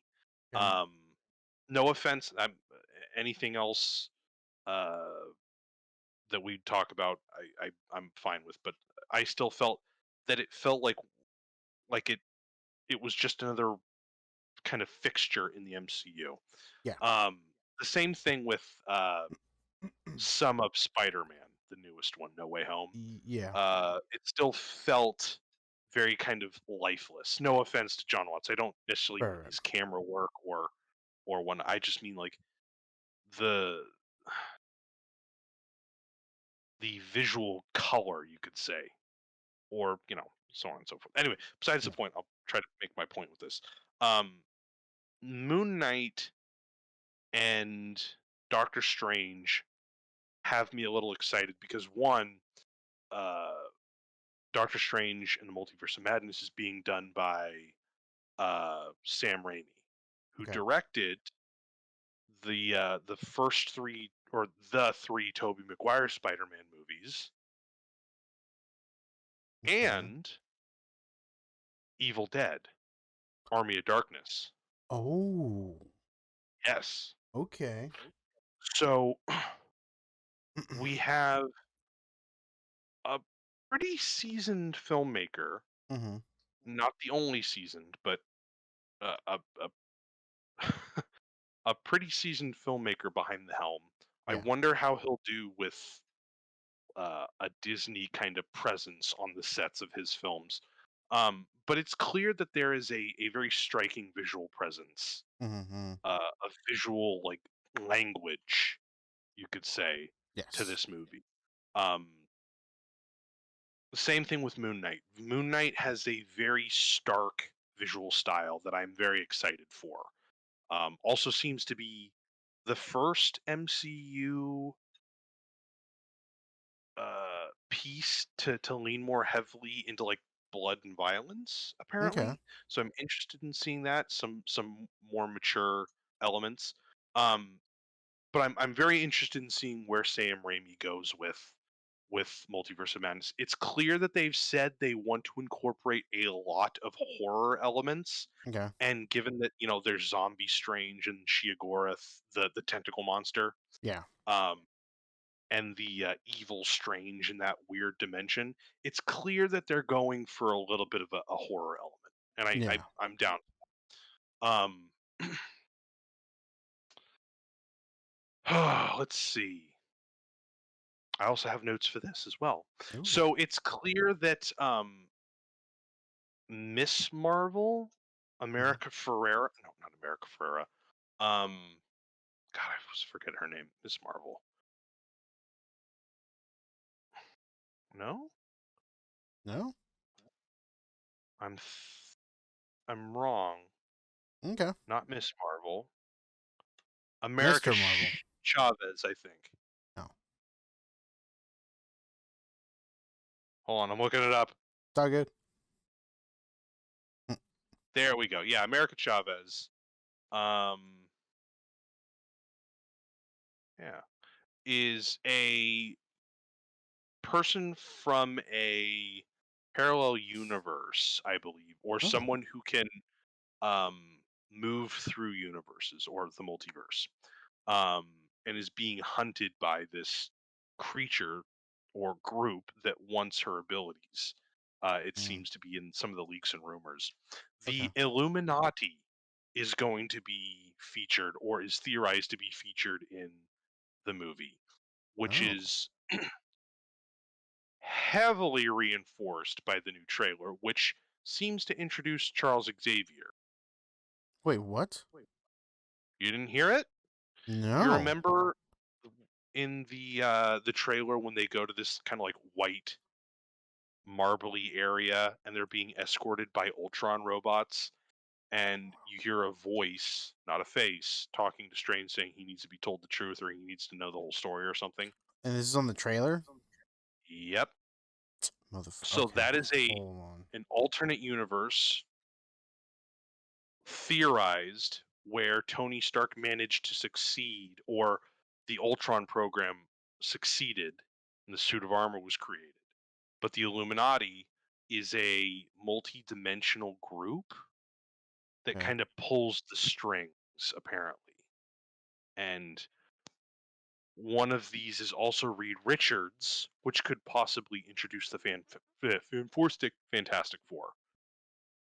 But it's given that it's Right. MCU, they're probably going to tinker around with some of the characters, and it seems that a multiverse version of Charles Xavier might be on the Illuminati, an organization keen on power and manipulation.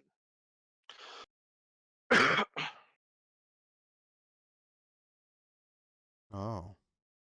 You coming through? Oh, yeah. We should tell him the truth. Tell me the truth. And you said Keith Richards? Reed Richards, Oh, Reed fucking Richards. Mr. Sorry. Fantastic. Sorry. Harry, what's the matter? You tired, Sorry, man. I'm man? trying to watch this fucking this trailer and okay, yeah, I'm fucking okay. I'm more stoked for this shit than see. This is why you're here, so you can so you can go more in depth than I just saw it once and I was like, oh, that's cool. You're over here like, dude, fucking Professor Xavier, dude. Come on, Harry, X-Men, and now I'm like, hey, remember Get when your I wanted Potter that? genius in the game. Remember when I wanted the X-Men in the Marvel universe finally? It could possibly be here finally, and I totally missed it like an idiot. Fuck yeah, dude. So it seems a lot of people are not concerned, but a lot of people are theorizing that Wanda being in the movie might be a fake out. A lot of people, given the scope of the movie, think that she's trying to do something with the multiverse, family something or vision Right. something. I don't know, maintaining power. We're not sure. We see Baron Mordo, one of the previous allies to Stephen Strange, but no longer. We're Yeah. not entirely sure if this is a multiverse version of him or if it's the version that we're familiar with. Correct. We see several iterations of Doctor Strange. Leaks Several. confirm. Yep, Oh, it's not leaks just the two. confirm. I don't think so.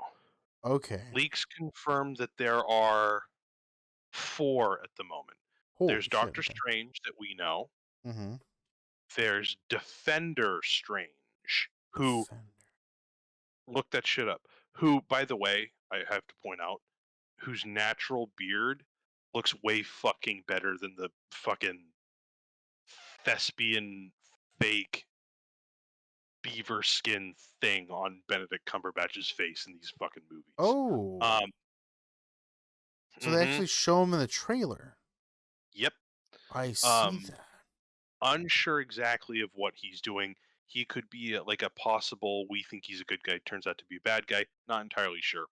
Then there's Evil Strange, who people think is the Doctor Strange from the What If show. The Yeah. Strange who was unwilling to let Christine die, and in Mm-hmm, doing mm-hmm. so, kind of traded his ethics and soul for it. And then we're introduced to Zombie Strange, What? who at the end of the episode is the creepy looking fucker who's doing the six arm thing in midair. Oh, okay. So that's Zombie Strange. Okay. So very fascinating. There are a lot of things going on. We have America Chavez kind of going through the multiverse. We have a bunch of different Doctor Stranges. We've got Wanda doing her thing. We've got Baron Mordo doing his thing, and then we have, uh, man, this is the thing: is that there have been a bunch of, oh, it's confirmed, oh, it's not confirmed. rumors and leaks as to who's going to appear in the Multiverse of Madness, given it's the multiverse. Right. Loki has shown that you can have multiple actors playing the same character, and that one actor playing the same character multiple times. So it's not out of the realm of possibility that you could have a different actor playing someone that we may already know. Right. Um, Fans have speculated that well, there has been a theory for a while, but given the new trailer with the new Ultron robots, there is a theory that Tom Cruise might appear as a cameo as an alternate multiverse Iron Man. That's dope. There's a theory that Wolverine might appear again, Hugh Ooh. Jackman. We Yeah. are absolutely going to see, in some capacity, Charles Xavier, but I think we're not gonna see the Charles Xavier that we know and love. I think it's going to be very much how they've been doing it uh, with Loki and Mm.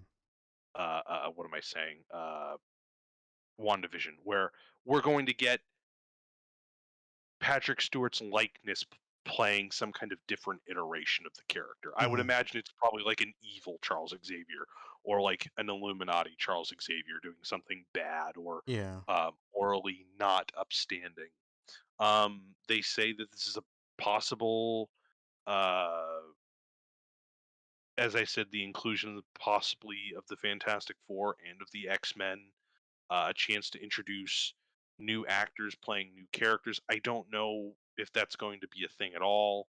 Mm. Uh, but there's a lot of threads at the moment. There are a lot of people wondering, this is the perfect instance to just throw in a random cameo. Like, oh hey, let's get Eric Bana from the Hulk in 2003. I doubt he's going to make that appearance. Right. But I tell you what, I would love. Huh. I'd love Ben Affleck as Daredevil.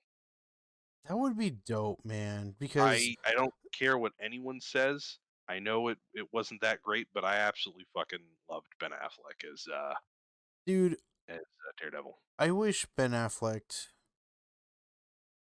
I just want him to succeed in comic book movies.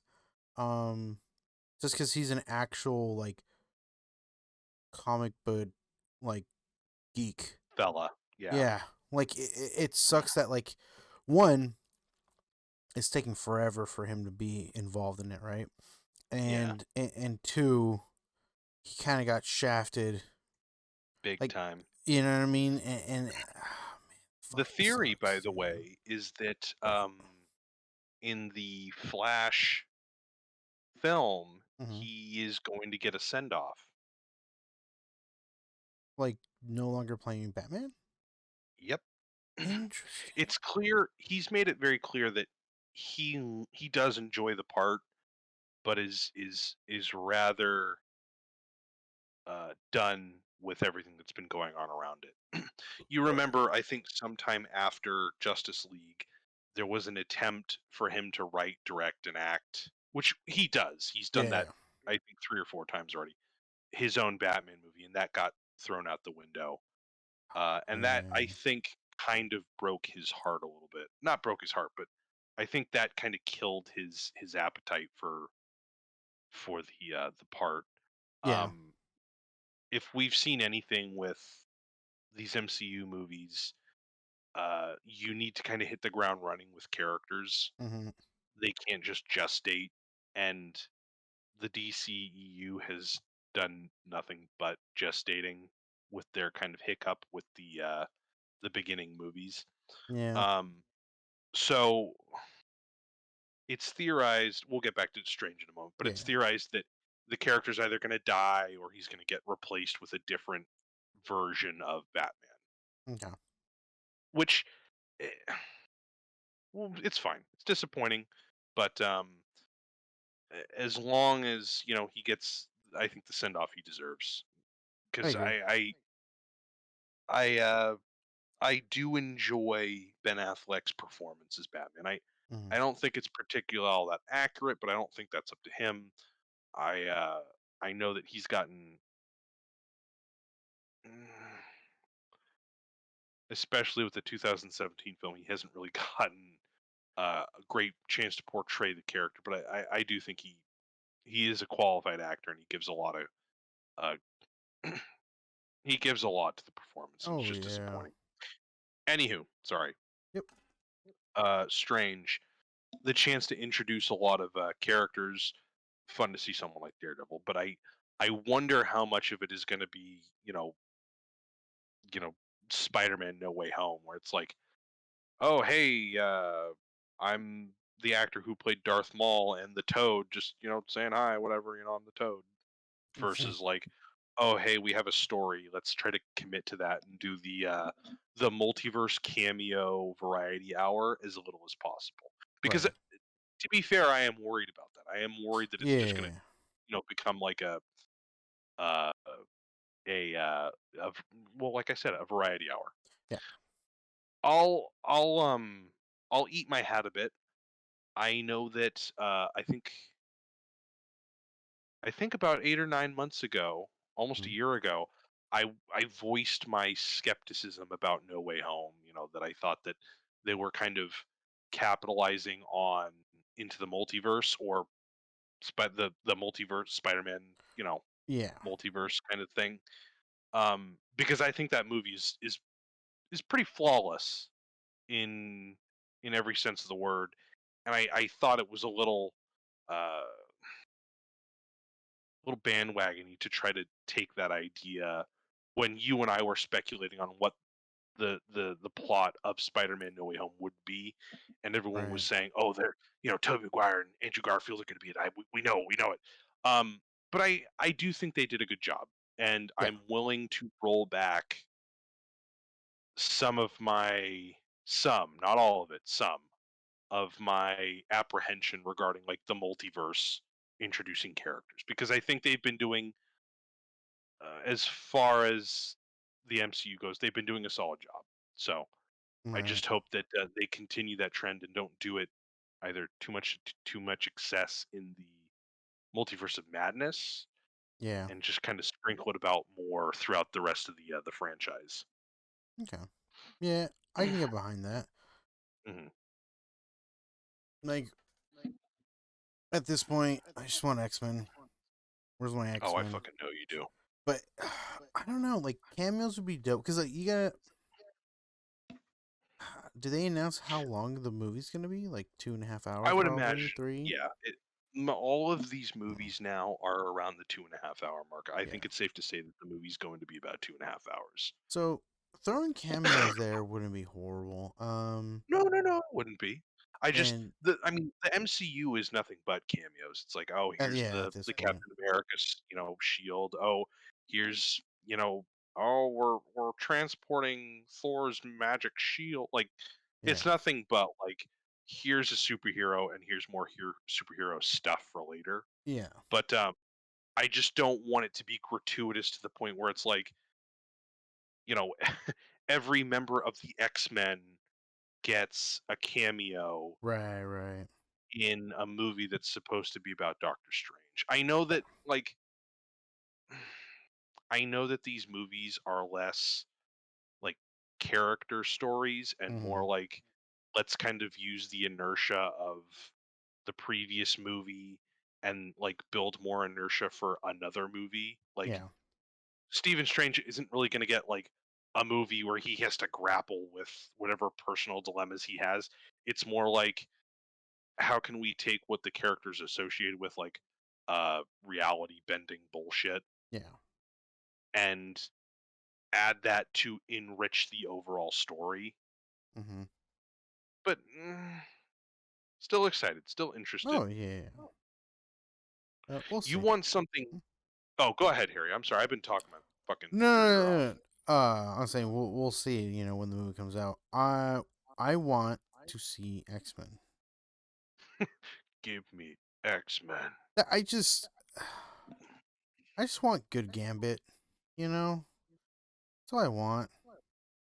Yeah. Gambit's fucking kick ass, man. Why did I have to get that Gambit? You know? You know what? I didn't mind Taylor Kitsch. Here's the thing, like, I try to I try not to get pissed off at the actor when I know it's a combination. It's like it's the director, it's the writer, Yeah. it's the editor and shit. Like it's not just the actor and their performance. Like as much as I like a character and I know like a character's or an actor and the Yeah. character's the actor's own performance, I know that the character in and of themselves looks and is acted not entirely by the actor. So Yeah. I do agree with what you're saying. Where it's like, yeah, it's kind of odd that like we kind of got like a lukewarm character, but I overall did like Taylor Kitsch as in his performance. He didn't get enough time to shine. I feel like a character like Gambit could get his own movie, uh, but at the very least, way more screen time than he did in the X Men Origins movie. But I think it's Mm-hmm. safe to say that that's probably one of the worst movies of the whole X Men franchise. Yeah. Uh, that Apocalypse, Oh fucking God, Apocalypse. Dark Phoenix. I'm always torn with Dark Phoenix. I really enjoyed a lot of it, Mm-hmm. and the ending I think really like nosedives the whole thing. Right. But that's for another time. I Yes. found Ooh. something. Yes. So, um, you're alone, you're in quarantine, you're on Amazon Prime, you're looking at movies, and you're looking at related titles that people also like, and you just go down the fucking movie rabbit hole, right? Sure. Yeah. You're looking at like fucking The Fly, and then it takes you down to the fucking the next David Cronenberg movie, and then next thing you know, you're in fucking Moonbeam Entertainment or Moon fucking whatever, Ooh. Full Yep. Moon Entertainment. Yes. And Full Moon Entertainment is known for putting out just astonishingly campy and awful stuff, right? Like the Puppet So Master. fuck yeah, fuck yeah. There we go. Any fucking way. Um, somehow, somehow, um, Full Moon Pictures at one point uh held the rights or the ability to adapt Mm-hmm. Doctor Strange. What? Yes. Hmm. Yes. That's Um weird. so uh they were getting production ready to make Doctor Strange. Oh. And I don't know the full thing behind it, but apparently like the option or the rights to it expired and Marvel it was recycled back to Marvel. Okay. But the script had already been written Oh. and I believe some stuff had been filmed or at least like some general stuff had been gotten ready. Yeah. So instead of making Doctor Strange, uh they cast Jeffrey Combs, the reanimator, Herbert West, Okay. Okay. Okay. as Dr. Anton Mordred in Dr. Mordred, Huh. which pretty much is Doctor Strange. Like a reality bending defender of Earth, uh, guards the realm against like an extra dimensional force. Uh huh. And oh man, it is about 75 minutes of some of like the silliest moonlight, moonbeam, moon cow entertainment, like trash that I would wholeheartedly recommend. This is Doctor what? Mordred, Mordrid. Doctor Mordred. Fuck. All right. And like, oh man, it has the title. It it looks better than a Full Moon Picture, almost. Almost. Like, it is such a bad-looking '90s movie, but it feels better than a Moonlight Pictures film, Okay. almost. So, if anyone is interested, I recommend it. It's got the evil dude from fucking Mortal Kombat 2 in it. Uh, so yeah, if that doesn't do it, Jeffrey Combs will always do it for me. Um, and I am a firm believer that Jeffrey Combs would have made a great fucking Doctor Strange in the '90s version of the MCU. Okay. Like, absolutely. Jeffrey Combs is one of the greatest fucking actors of our generation. That's not true. He's a very enjoyable actor. But anyway, I just thought that was interesting since we were talking about the multiverse of Yeah. madness. Um, Dude, them bringing him back for a cameo. oh Dude, no. how fucking ridiculous would that be? Oh, just CGI his face a little bit to make him look slightly younger and be like, "What do you want?" It's like, No, no, no. Are you a Doctor Strange?" "No, I'm fucking Anton Morbid or Mordred, you fucking idiot." Dude, if we just leave him at his age. Just put him in there. He's so Oh fucking good, no, that's so good. right? Just an older version of just like what, like him, just like just the older version of himself. Like, No. Oh, you know, it'd be great huh? if he was like a partner character in the next season of Loki. Ooh, that would Like be the sick. TVA has him imprisoned and fucking Owen Wilson's like, "Yeah, yeah, you know, we got like a weird version of Doctor Strange, you know? I don't know what happened, like the universe did something in this one, but like, yeah, he does the exact same thing and he's in the exact same like spatial position as Strange used to be, but like he's just not, but It's just is. not him. Oh Oh, man, that so would, good. dude, that would be fucking. That'd be good. It won't So happen, fucking but it won't. It you won't. know. It'd break my heart. But like I think that would be that kind of reference where I'd be like, you know what? I'll be stuck up about that one Hmm. reference. Hmm. Yeah, I fucking love that. And finally, and then I'll shut up. And if you wanted to bring something up, I will keep my mouth fucking sealed for the next like 34 hours. Okay. Um, Stace and I were talking about fucking kids cartoons, and I recollected this isn't a Beast Wars discussion, but Mhm. it's get close to it. Beast Um, Wars. no, no, no, no, no, no. I'm not doing the theme song. Stop it, Harry.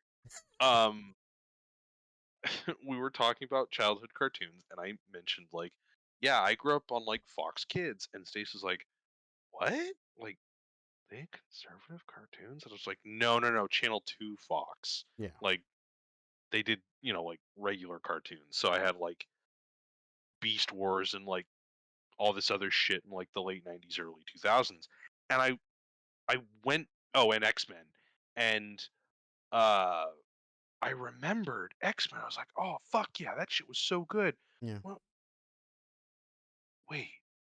So I'm going on Wikipedia. I'm like, "Oh wait, they have fucking Silver Surfer too." And I watched the shit out of that. The '90s did this thing where they released a shitload of Marvel like stuff, like not nearly as Hmm. interconnected as it is now, but like Right. individual stuff. And the Silver Surfer cartoon is so in terms of like world building Yeah. is so similar to what the MCU is now. It's astounding.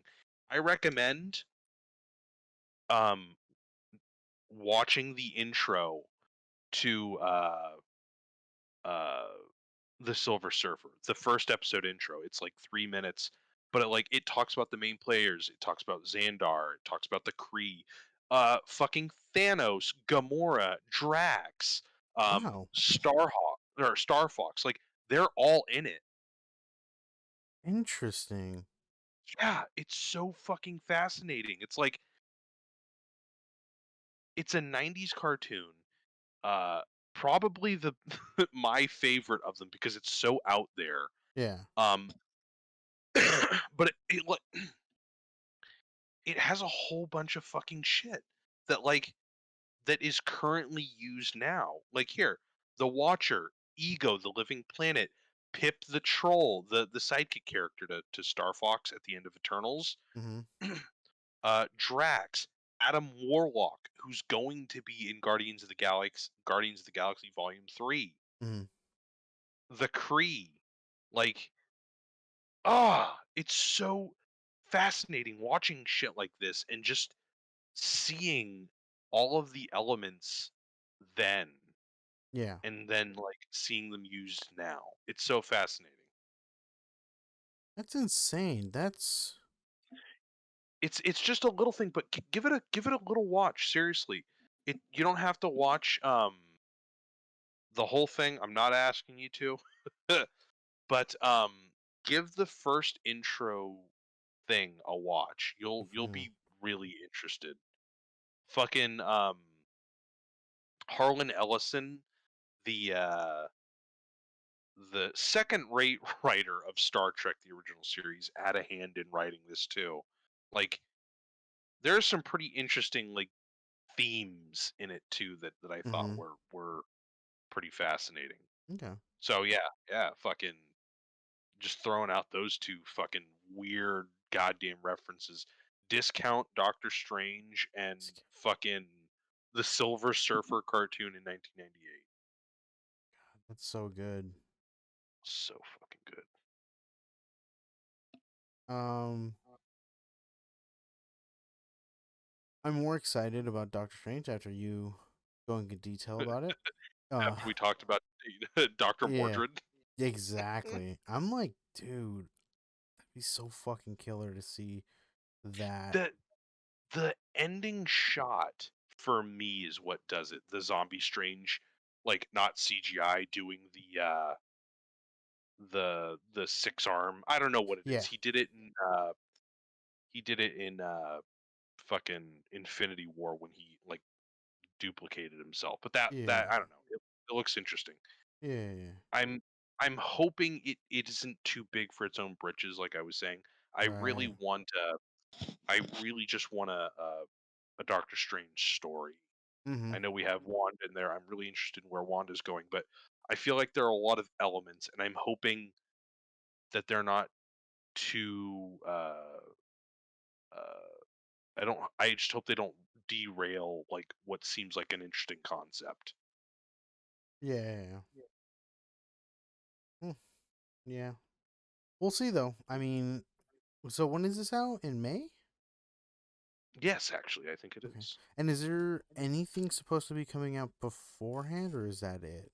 That's it, right? Morbius. Morbius. I forgot about Who that. are you? I am Venom. No, I'm kidding. I'm Michael Morbius at your service. So good. So okay, we definitely have to go see that. Oh fuck yeah! There's a Um, whole bunch of shit we have to fucking see. you're not wrong. We do. Yeah, I guess we'll just fucking see what happens with Doctor Strange and Morbius, because Morbius obviously falls more suit of Spider-Man because of Sony, but Well, to be fair, to be uh, fair, like the Black Knight, Blade, mm-hmm. they're priming up for vampires in the MCU. So I wouldn't hold it against Morbius if they had some kind of Venom-esque ending where he just fucking teleport. Can I borrow the sugar? Teleport back to his universe, kind of thing. Yeah, yeah, I guess you're right. Goddamn right, I'm right. I've Um, gotten to the point where I can just accept that these fucking characters will just high by themselves into the MCU. yeah, I mean, It's just I have to live with. it was pretty disappointing that Venom was like just in the ending of Spider-Man. But Yeah. they did that whole like, oh, there's a piece of Venom left. you know. Um I'm still interested. I'm sure they're yeah. gonna make some more Venom. IP, and I'm sure they'll do something with Venom in the MCU. I feel like it's an obvious like, well, we don't want the IP too much in the MCU. We've already got like Spider-Man. Yeah. Uh, so Yeah, you're not wrong about that. Um, what was I gonna say? I don't know. I guess just I'm just intrigued, and I want to know what happens next. But it's one of those like it's probably the quote of the podcast. We'll see what happens. You we'll know. see. Yeah, and that's it. We'll see what happens because I'm excited. Uh, there is a lot of characters in Marvel, and Mhm. being able to include, you know, the X-Men, Fantastic Four, you name it, right? Bringing Venom into the Marvel universe somehow. Mhm. Um, like still, I would love to see a Venom versus a Wolverine fight, and like, God, that would be fun. like, Or Craven hunting him down. mm-hmm. I think I honestly think that would be it for me. That would be Yeah, the way I could enjoy Craven. yeah, Instead of it being like him hunting down Spider-Man, it's like Spider-Man is kind of adjacent, but it's kind of like this hunting thing going on between Craven and Venom, where you have right, like the big, like sexy, evil looking Venom, and you just have some big dude in a fucking maybe not a fucking lion outfit as in right. the comic and the cartoons, but like I think that would be fun. I think Mm-hmm. that would be funner because it's like if you want Craven to be more of an antagonist, you hunt him against Spider-Man, and then you can make Spider-Man kind of like the back foot character, right? Right, right, right. Um, but if you have it against Craven versus Venom, it's more of like a like Predator one, where it's like Yeah, Craven's kind of the Arnold Schwarzenegger character, and then Venom is kind of like the Predator, you know. yeah, yeah. And then Craven, I think, would have a. I think you could do two interesting character paths with either of them. Mm-hmm. I was thinking to myself, wouldn't it be more interesting if he hunted Venom? But I was like, well, then he's just like hunting for the like for what reason is he hunting Venom? And then I'm like, well, if he hunts Spider-Man, he's more in line with the villain that he typically is, but you can still do like the one final hurrah I have cancer anti-hero kind of thing, Yeah. which I don't know that you can do if he's hunting a character like Venom. If he's hunting Venom, it's literally just like I want to hunt Venom and he hunts Venom. Yeah. Whereas like if it's Spider-Man, they can team up and Craven can die. Yeah. But I feel like Craven would have to be the main character. Like Yeah. have to, because it's like in my opinion, you can kill him off in one movie and I would not have a problem with that. But Mm-hmm. his ass would literally have to be in all fucking 150 fucking minutes of that movie. Fair enough. Yeah. It, I think that'd be a good movie. Like, Harry, yeah. I Hello? think Oh, your movie ideas would be amazing. I have movie ideas? No, but I'm saying I think if you did, Yes. I agree. I agree. well, of course you agree, you fucking prick. Jesus, so arrogant of you. Meh. I'm kidding. um, do we hit that time limit? Yeah, we Um, fucking did. I know our so to the podcast we were going to discuss the Lord of the Rings trailer, the new Oh fuck! You want to keep Amazon. talking? Do you want to talk next week? I think we should do it next because I know I'm going to go on a rant about some shit. Oh yeah. Okay. All right. So we'll probably save for next week. Um, but I guess to cut it to one sentence, Uh, I I'm still excited. Good. Okay. Yeah. Well, I look forward to chatting about it. I'm sorry. Had I reminded myself, there we go. I knew, but I didn't remember. hmm Had I reminded myself that we would be talking about it, I would have shut the fuck up. Oh no, dude! Fucking, uh, Doctor Mordred.